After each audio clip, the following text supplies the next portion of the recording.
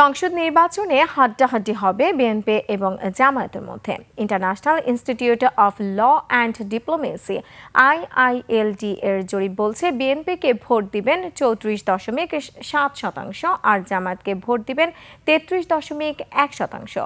তবে জামায়াতের সাথে এনসিপি এবং ইসলামী আন্দোলনের ভোট যুক্ত হলে বিএনপির থেকেও 10% ভোটে এগিয়ে যাবে জামায়াতের নেতৃত্বাধীন 11 দলীয় জোট। সহকর্মীদের সহযোগিতায় রাশেদ রায়হানের রিপোর্ট।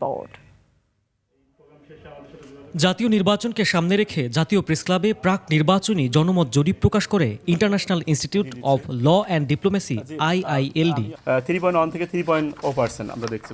IILD জানিয়েছে 64 জেলায় চালানো তাদের জরিপে 22,174 জন মতামত দেয়। জরিপ অনুযায়ী নির্বাচনে বিএনপির ভোট 34.7%, এর বিপরীতে জামায়াতের ভোট 33.6%, অর্থাৎ দুই দলের মধ্যে ভোটের ব্যবধান 1.1%। অন্যদিকে জুলাই গণঅভ্যুত্থানের প্রেক্ষিতে গড়ে ওঠা নতুন রাজনৈতিক দল জাতীয় নাগরিক পার্টি এনসিপির প্রতি আস্থা রেখেছে 7.1% ভোটার। কারা বিএনপির পিছনে যাচ্ছে? যারা মনে করছে যে বিএনপির রাষ্ট্র চালানোর অভিজ্ঞতা আছে, বিএনপির পিছনে ক্ষমতাশীলরা আছে, প্রশাসনে, সেনাবাহিনীতে, ভারত সবাই বলছে বিএনপির সঙ্গে আমরা ব্যবসা করতে পারবো।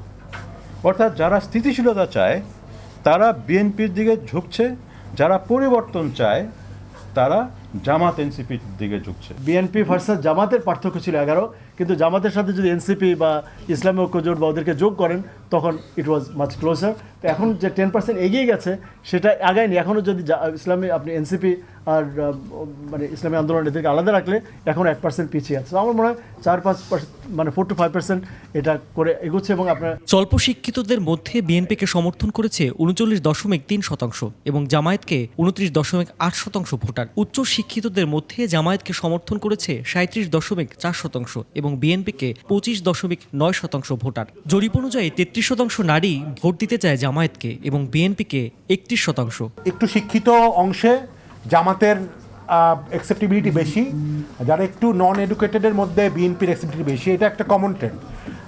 বয়স যাদের কম তাদের মধ্যেও জামাতের অ্যাকসেপ্টেবিলিটি বেশি। এটা শুধুমাত্র সার্ভে বলছে না, আমরা দেখছি যে ক্যাম্পাস ইলেকশনগুলিতেও আসলে সেটাই আসলে প্রতিফলিত হয়েছে। জরিপের বড় অংশে প্রাতিষ্ঠানিক সংস্কার, দুর্নীতি দমন এবং জুলাই গণঅভ্যুত্থানে গণহত্যার ন্যায় বিচার নিশ্চিতের দাবি উঠে এসেছে।